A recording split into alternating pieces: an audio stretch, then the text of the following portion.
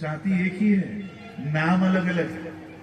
महाराष्ट्र का जो चमार है वो उत्तर प्रदेश का, महाराष्ट्र का जो महार है वो उत्तर प्रदेश का चमार हो जाता है, वही आंध्रा में माला बन जाता है। ब्राह्मणों ने हम लोगों को ऐसे विभाजित कर रखा हुआ है कि हम एक राज्य के तो छोड़ो, अलग अलग राज्य के लोग भी इकट्ठा नहीं हो सकते। महार शब्द का अर्थ क्या है पता है? आपको लगता होगा महार जाति का नाम है। महार कोई नाम नहीं है, ये अर्थ है। बाबा साहब अंबेडकर जी ने हु वेयर महार्स, महार कौन थे, इस नाम का ग्रंथ लिखा हुआ है। महार ये दो शब्दों से बना हुआ शब्द है, महा प्लस आरी। महा का मतलब सबसे बड़ा होता है, महा। अभी आपके यहां पर महाकुंभ हुआ, यानी सबसे बड़ा। तो महा शब्द का अर्थ होता है कि सबसे बड़ा। और आरी, यहां भंते जी यहां पर बैठे हुए हैं, पाली शब्द है। बताइए आरी का मतलब क्या होता है? आरी दुश्मन। आरी का मतलब होता है दुश्मन। तो महार का शब्द का अर्थ क्या हुआ? सबसे बड़ा दुश्मन। तो ये सबसे बड़ा दुश्मन किसका है? ये सबसे बड़ा दुश्मन किसका है? तो इस देश के ब्राह्मणवाद का सबसे बड़ा दुश्मन है। आज आप मुझे सुन रहे हो, मुझे सुनने के लिए भूखे प्यासे यहां पर सुबह से बैठे हो। वो क्यों बैठे हो? क्योंकि आप भी इस देश में चल रहे ब्राह्मणवाद के सबसे बड़े दुश्मन हो, और इसलिए हम लोग इकट्ठा होकर यहां पर एक दूसरे के साथ बैठे हैं। मैं कोई महार नहीं और आप कोई चमार नहीं। मैं कोई महार नहीं और आप कोई जाटव नहीं। मैं कोई महार नहीं और आप कोई वाल्मीकि नहीं। हम सब इस देश में चल रहे ब्राह्मणों के, ब्राह्मणवाद के सबसे बड़े दुश्मन हैं। ये बाबा साहब ने पहचाना और हमें अपनी पहचान बता के दी कि हम कौन हैं। हम हैं कौन? हमारी सामाजिक न्याय की लड़ाई यहां से शुरू होती है कि हम हैं कौन। आइडेंटिटी, पहचान। अगर तुमको तुम्हारी पहचान ही मालूम नहीं है तो लड़ोगे किससे? आज आपस में ही क्यों लड़ रहे हो? चमार वाल्मीकि के साथ लड़ रहा है, चमार जाटव के साथ लड़ रहा है। क्यों? क्योंकि आप आपकी पहचान भूल चुके हो। आपको आपकी पहचान भुला दी गई है और इसलिए हम आपस में लड़ रहे हैं। और 3.5% के लोग 90% के 90% लोगों के ऊपर राज कर रहे हैं। ये इसलिए वो राज कर रहे हैं। और इसलिए बाबा साहब ने न्याय के पायदान पर पहली लड़ाई रखी सामाजिक न्याय की। क्यों? जब तक हमको अपनी पहचान ही नहीं होगी तब तक हम राजनीतिक न्याय, आर्थिक न्याय नहीं हासिल कर पाएंगे। इसलिए पहले सामाजिक न्याय।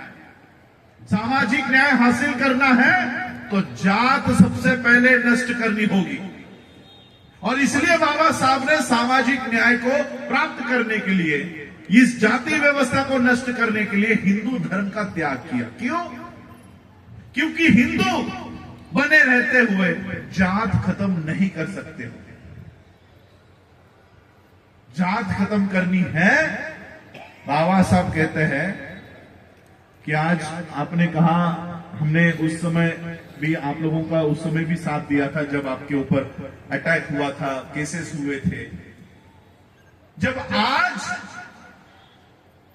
किसी को देश विक्रेता बोलने पर अटैक्स होते हैं तो सोचो उस समय 1936 में बाबा साहब क्या कहते हैं कि जो धर्म ग्रंथ जाति व्यवस्था को बढ़ावा देते हैं, ऐसे धर्म ग्रंथों को डायनामाइट से उड़ा देना चाहिए। ये उस समय बाबा साहब कहते हैं।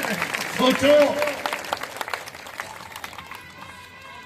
ये उस समय बाबा साहब कह रहे कि ऐसे धर्म ग्रंथों को डायनामाइट लगा के उड़ा दो। और इसलिए बाबा साहब ने हिंदू धर्म का त्याग किया और बुद्ध के धर्म का स्वीकार किया। क्यों? क्योंकि ये एक ऐसा धर्म है जिसमें जात नहीं आती। तुम कौन सी जाति के हो, मैं कौन सी जाति का हूं, मुझे कोई लेना देना नहीं है, मुझसे उससे कोई लेना देना नहीं है। और इसलिए बाबा साहब ने पहले पायदान पर सामाजिक न्याय की लड़ाई रखी। सामाजिक न्याय की लड़ाई पार करने के बाद हमारे सामने आती है आर्थिक न्याय की लड़ाई। अब राजनीतिक न्याय की लड़ाई लड़ने से पहले अगर हमारे जेब खाली हो तो क्या हम राजनीतिक न्याय की लड़ाई में टिक पाएंगे? हमारे ही लोग 100 रुपए के लिए, 200 रुपए के लिए किसी और का झंडा अपने कंधों पे लेकर पूरे गांव में घूमते रहते हैं, पूरे गांव। इसलिए बाबा साहब अंबेडकर जी ने आर्थिक न्याय की लड़ाई को दूसरे पायदान पर रखा और इसलिए इस सामाजिक और आर्थिक न्याय की लड़ाई को हम फिर से जिंदा कर रहे हैं और फिर से इसको रिवाइव कर रहे हैं। 1923 में बाबा साहब अंबेडकर जी ने प्रॉब्लम ऑफ रुपी नाम का ग्रंथ लिखा। उनके पढ़ाई का थीसिस था। उस थीसिस में जो सजेशंस दिए गए थे, जो सुझाव दिए गए थे, वो अंग्रेजों ने एक्सेप्ट किए और इस देश में रिजर्व बैंक ऑफ इंडिया की स्थापना की। और उस रिजर्व बैंक ऑफ इंडिया के माध्यम से इस पूरे भारत में बैंकों की स्थापना हुई। आज मुझे बताओ, जिन बाबा साहब अंबेडकर जी ने 2.5 से 3 साल मेहनत करके जो प्रॉब्लम ऑफ रुपी ये ग्रंथ लिखा, क्या उसका इस्तेमाल हम लोग कर रहे हैं?